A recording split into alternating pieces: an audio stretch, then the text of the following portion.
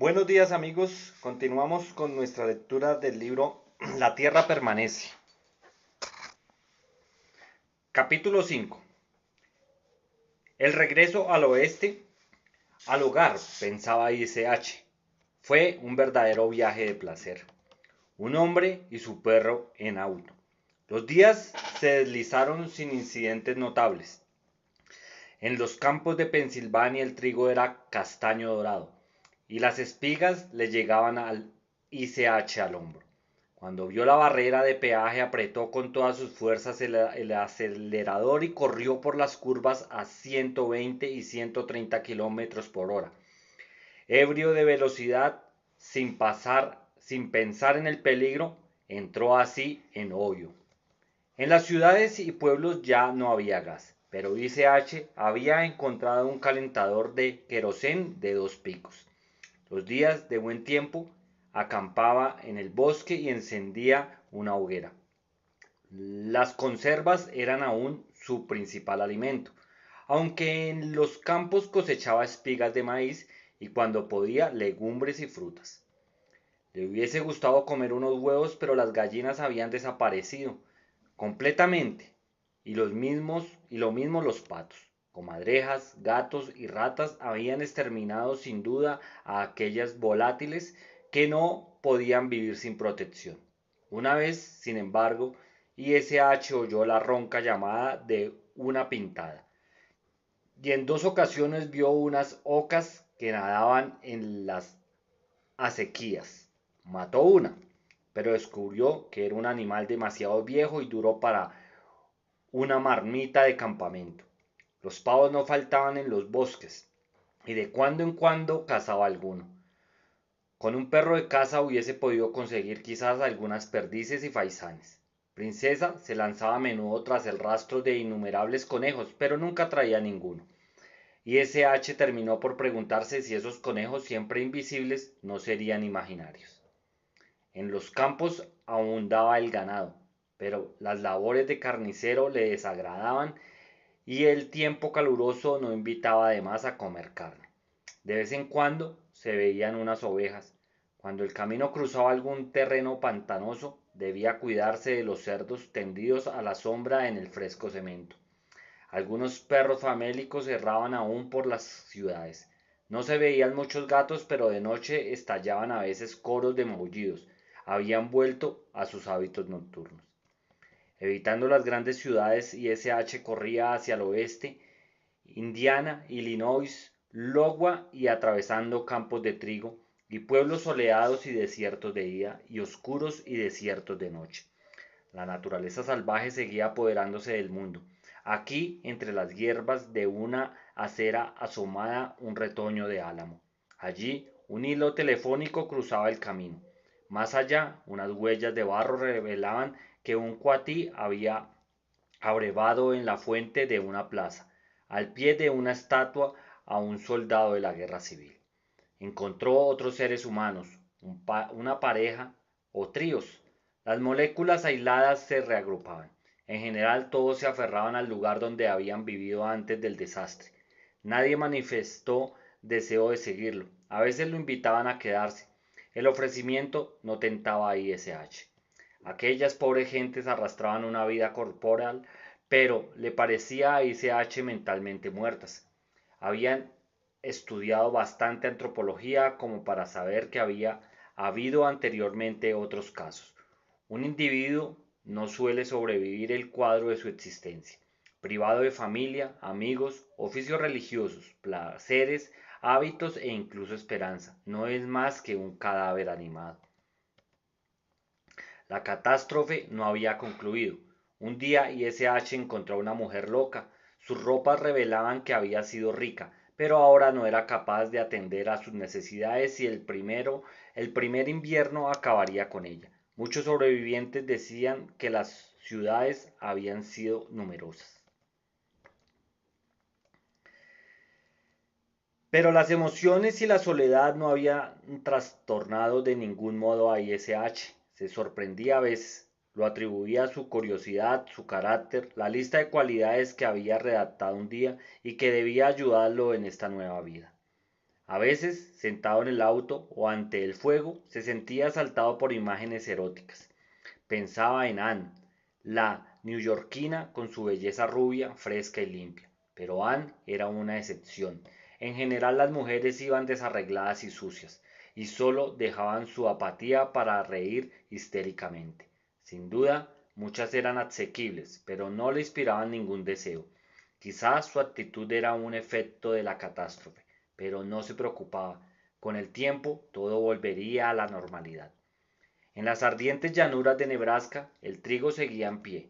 El oro de la espiga estaba oscureciéndose y los granos empezaban a caer. El año siguiente habría una cosecha espontánea, pero aparecían también hierbas y maleza que ahogarían el trigo con un espeso manto. El parque de Estes ofrecía agradables refugios de sombra. Después del calor de las llanuras, y S.H. se quedó allí una semana. Las truchas no habían visto un anzuelo en todo el verano y la pesca era excelente. Luego vinieron las altas montañas, a las que sucedieron el desierto y las tierras de Artemisa. Apretando el acelerador, y S.H. tomaba rápidamente las curvas de la carretera 40 hacia el paso de Donner. Cruzó el paso y vio que una espesa cortina de humo cubría los campos. ¿En qué mes estamos?, se preguntó. ¿Agosto? Quizás principios de septiembre, la época de incendios en los bosques, y no había nadie para combatir el fuego. Al acercarse al paso de Yuba, se encontró bruscamente con el siniestro. Las llamas se alzaban a ambos lados de la ruta. Decidió ir adelante. La carretera era ancha y se podía pasar sin peligro. Pero luego de una curva descubrió que un tronco envuelto en llamas bloqueaba la carretera. El terror que había vivido una mañana en el desierto parecía que había transcurrido años. Cayó otra vez sobre él. Se sintió desesperadamente solo, incapaz de afrontar una emergencia, recobrarse de un accidente. Había una única solución: retroceder. Dio marcha atrás bruscamente y se le bloqueó el motor. Al cabo de un rato consiguió ponerse otra vez en marcha y huyó del fuego. Ya fuera del peligro, recobró la calma. Decidió probar la carretera 20. Los incendios no la habían perdonado, pero estaban casi extinguidos. Avanzó lentamente, evitando los árboles caídos, pero cuando llegó a una cima se estremeció al ver detrás de él la extensión del fuego. Había tenido suerte. Había planeado pasar la noche entre los árboles de la montaña, pero pensaba que el fuego podía rodearlo. Siguió camino y acampó en la plaza de un pueblo. Al pie de unas lomas no había ni una farola encendida. Se sintió decepcionado, pues esperaba encontrar luces en California. Los incendios habían destruido sin duda las líneas eléctricas, por lo menos en aquella región. Acostado en el suelo, incómodo, sintiendo el acre olor del humo de la nariz, intentó conciliar el sueño, pero tenía la impresión de haber caído en una trampa. Aunque todos los incendios se hubieran extinguido, los árboles quemados y los desprendimientos de las laderas vecinas debían de haber obstruido el camino de la sierra. A la mañana, como de costumbre, se sintió más animado. California, sí, no podía salir. Era por lo menos una prisión espaciosa y cómoda. Y si era imposible cruzar la sierra, podía tomar la carretera del desierto. Se preparaba para salir cuando Princesa, con su acostumbrado espíritu de contradicción, se puso a ladrar y desapareció tras un rastro.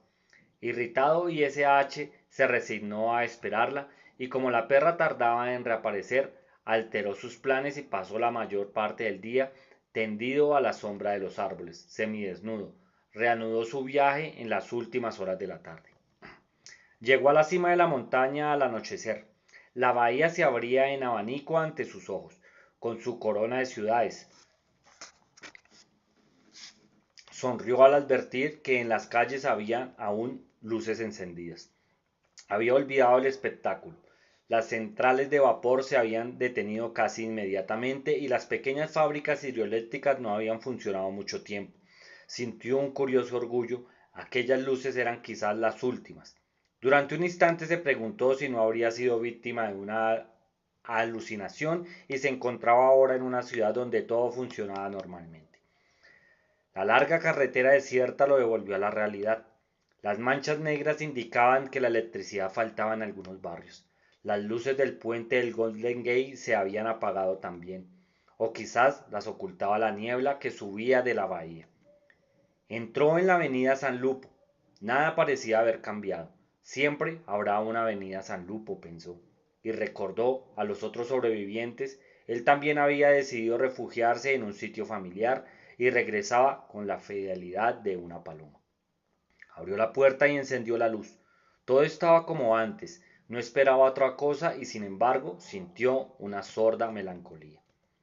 Las amarillentas hojas secas, pensó, era una línea que había oído en un teatro, no recordaba en qué obra, en otro tiempo, en el pasado. Princesa se lanzó hacia la cocina, resbaló en el linoleo, lanzó un cómico chillido y se enderezó, y S.H. la siguió agradeciéndole la interrupción. La perra olfateaba el zócalo, pero no era posible descubrir que le interesaba tanto. Bueno, pensó S.H. volviendo a la sala, parece que me he insensibilizado, pero al menos no hay espectadores y no tengo que fingir. Todo esto es consecuencia, sin duda, de tantas pruebas. La nota que había dejado sobre el escritorio seguía allí intacta. La tomó, arrugándola, la arrojó a la chimenea y encendió un fósforo. Titubeó un momento. Al fin acercó la llamita al papel y observó cómo ardía. Otro episodio terminado. Esa generación no conocerá padres, esposas, hijos o amigos. Será como en épocas fabulosas cuando los dioses para poblar la tierra recurrían a las piedras o los dientes del dragón, y eran todos extraños, de rostros extraños, y nadie conocía el rostro de sus semejantes. A la mañana siguiente decidió ordenar su vida. La comida, como ya lo había comprobado, no era un problema. Examinó la tienda del barrio. Las ratas habían destrozado cajas y roído alimentos que cubrían los pisos de baldosas. De pronto vio un escaparate, cajones de frutas de brillantes colores y legumbres apetitosas y frescas que parecían recién cosechadas. Incrédulo, acercó la cara al vidrio polvoriento. Enseguida, primero irritado y luego divertido, descubrió que aquellas naranjas, manzanas, tomates y peras relucientes eran frutos de cartón con que el comerciante había decorado en otro tiempo su vitrina. Un poco más allá encontró una tienda que aparentemente los ratones no habían podido asaltar. Abrió con cuidado una ventana y entró. El pan no era ya comestible, y los gusanos pululaban en cajas de bizcochos herméticamente cerradas, pero la fruta seca y todos los alimentos guardados en recipientes de vidrio o latón estaban intactos. Mientras sacaba unos frascos de aceitunas, oyó el zumbido de un motor eléctrico. Abrió la refrigeradora y encontró manteca perfectamente conservada, carne fresca, vegetales congelados. Salió con su botín y cerró cuidadosamente la ventana para evitar por lo menos una invasión de ratas. De regreso a su casa, examinó nuevamente la situación. La vida material y por mucho tiempo no presentaría dificultades. En las tiendas abundaban los alimentos y las ropas, no había más que servirse. El agua salía aún de los grifos, ya no había gas, y con otro clima hubiese tenido que conseguir algún combustible. Pero el calentador de querosén le bastaba para cocinar. Encendería la chimenea en invierno, y si eso no bastaba podía recurrir a toda una batería de calentadores. Se sintió tan orgulloso que no necesitaba ayuda, que temió transformarse en ermitaño, como el viejo que había encontrado hacía un tiempo. En aquellos días, cuando el aire mismo transmitía la muerte y la civilización vivía sus últimos instantes, los hombres encargados del suministro del agua se miraron y dijeron, podemos enfermar y morir, pero la gente seguirá necesitando agua.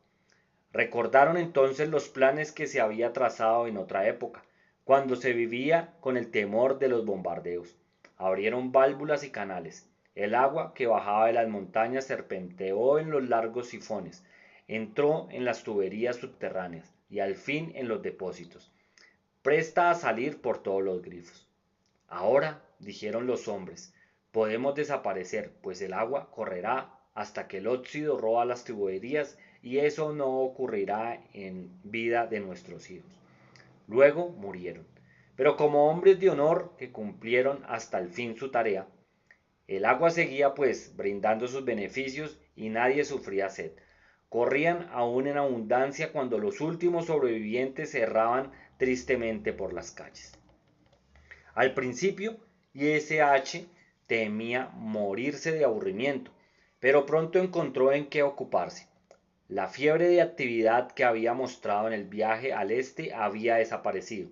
Dormía mucho, se pasaba largas horas sentado con los ojos abiertos, sumido en una profunda apatía. Pero cuando salía de estos estados sentía miedo y se lanzaba a la acción con renovador ardor. Por fortuna, el cuidado de la vida material, aunque poco complicado, le absorbía gran parte del tiempo. Comía en la casa, y pronto comprendió que si dejaba amontonar los platos, las hormigas le aumentaban el trabajo. Por la misma razón llevaba lejos los desperdicios, alimentaba a Princesa, y cuando la perra olía mal, la bañaba. Un día, para sacudir la modorra, fue a la biblioteca pública, hizo saltar la cerradura de un martillazo, después de ambular un poco salió, sonriendo con Robinson Crusoe y los Robinson suizos bajo el brazo. Pero estos libros no le interesaron mucho. Las preocupaciones religiosas de Crusoe le parecieron aburridas y tontas. En cuanto a la familia suiza, ya había tenido esa impresión en la infancia. El barco naufragó, era una especie de saco sin fondo que servía a todas las necesidades. A falta de radio, tenía el fonógrafo y los discos de su padre. Al cabo de un tiempo encontró en una tienda de música un aparato mejor. Era pesado, pero logró subirlo al coche y lo instaló en el vestíbulo de su casa. Se llevó también gran cantidad de discos. Se regaló además un hermoso acordeón. Con ayuda de un manual logró sacar algunos sonidos patéticos que Princesa saludaba con terribles aullidos. Reunió también algunos materiales de pintura, aunque nunca los utilizó. Pero le interesaba sobre todo observar lo que ocurría en un mundo liberado del yugo del hombre.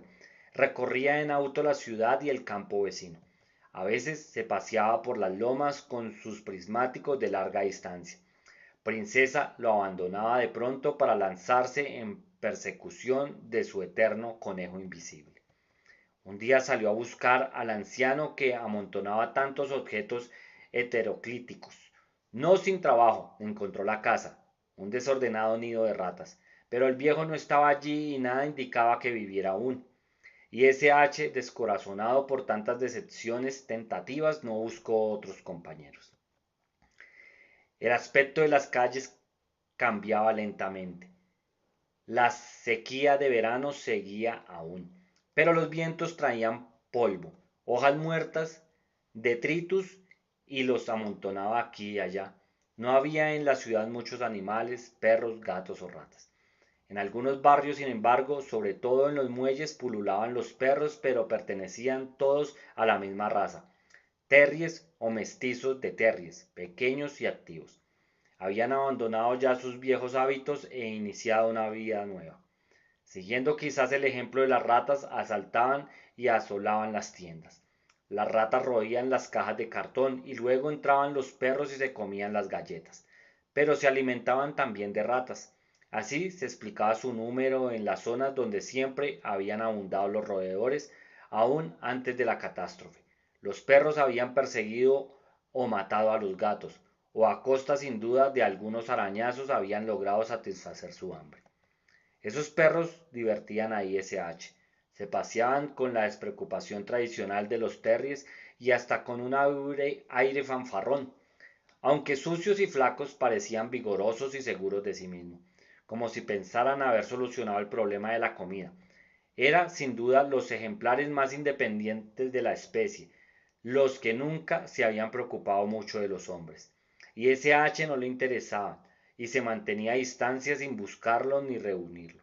Un día Princesa se peleó a dentalladas con una perra, y desde entonces en aquellos barrios y ese H la tenía siempre atada o la encerraba en el coche. En los parques, en los lugares arbolados de los alrededores, veía a veces algún gato, casi siempre subido a una rama, quizá para cazar pájaros o porque temía a los perros. En el curso de sus paseos por las lomas, ISH nunca había encontrado un perro, pero un día lo sorprendió una algarabía de chillidos y ladridos. Se subió a una altura y vio en un viejo campo de golf unos 8 o 10 perros que perseguían a media docena de vacas. Se llevó los prismáticos a los ojos y notó que los perros, aunque de razas distintas, eran todos de alta estatura. La jauría estaba formada por un danés, un ovejero escocés, un dálmata y varios mestizos, todos de patas largas y robustos. Se habían unido individualmente para la caza y no parecía aquel su primer ataque. Trataban de aislar un ternero, pero las vacas contraatacaban vigorosamente, con cornadas y coces. Al fin alcanzaron a refugiarse entre unos espesos matorrales a orillas del campo de golf y los asaltantes se batieron en retirada. El espectáculo había terminado y S.H. llamó a Princesa y se dirigió hacia el auto que había dejado a algo más de 1 kilómetro. De pronto los ladridos de la jauría estallaron de nuevo, se acercaban cada vez más e S.H. comprendió que le seguían la pista. Sintió pánico, echó a correr, pero eso era incitarlos. Se tranquilizó y recogió algunas piedras y una rama caída que podría servirle como lanza. Luego siguió caminando hacia el coche. Los ladridos se oían más cerca. De pronto los perros callaron e S.H. comprendió que lo habían visto. Esperaba que un resto de miedo ancestral les impidiera atacar a un hombre, pero se preguntó de pronto qué le habría ocurrido al viejo y a los otros que habían encontrado en aquellos parajes. Y he aquí que uno de los perros, un horroroso mestizo negro, saltó a la carretera ante él. Se detuvo a unos 50 metros, se sentó sobre los cuartos traseros y lo miró. Y S.H. levantó el brazo como si fuese a tirarle una piedra. El perro dio un salto, se lanzó hacia el borde de la carretera y desapareció entre unos matorrales. La maleza se movía como si los perros estuviesen preparándose para saltar sobre él. Princesa, como siempre, mostraba una exasperante indecisión. Con la cola entre las patas se apretaba contra su amo, o de pronto corría a derecha e izquierda, ladraba como desafiando al mundo entero. El auto estaba a la vista, y S.H. se acercó con un paso regular, sin malgastar sus piedras y echando de cuando en cuando una ojeada por encima del hombro. Princesa le avisaría en caso de ataque por la espalda. De pronto, el danés se lanzó por una brecha entre los matorrales. Era un perro magnífico. Pesaba como un hombre. Aullando, Princesa se precipitó hacia él en un reto suicida.